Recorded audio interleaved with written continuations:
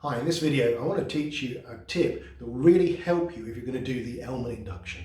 Now, I'm not going to teach you the actual Elman induction because hopefully you already know how to do this. If not, you can Google it and you can get scripts for it.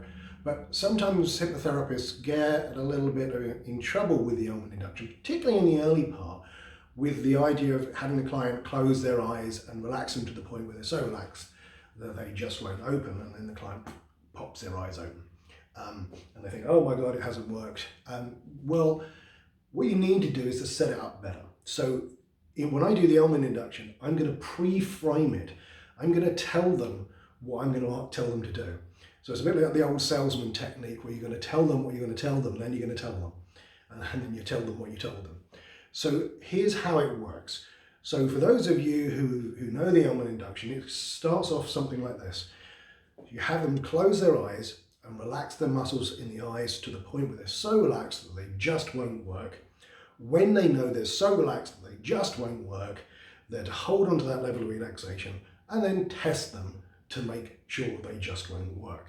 And as I say, sometimes when you do this, if you don't set it up, the clients won't understand and they'll open their eyes. So here's how to get around that. We're going to set it up. We're going to tell them what we expect for them to do. It's a really good idea to do this. So I'll say to them, in a moment, I'm going to ask you to close your eyes and to relax those eyes to the point where they're so relaxed that they just won't work. Then what I want you to do is I want you to hold on to that level of relaxation and then test them to make sure they just won't work.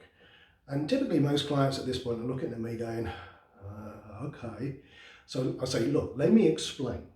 If I close my eyes and relax them to the point where they just won't work, if I now hold on to this level of relaxation and then test them to make sure they won't work, then sure enough, they won't work.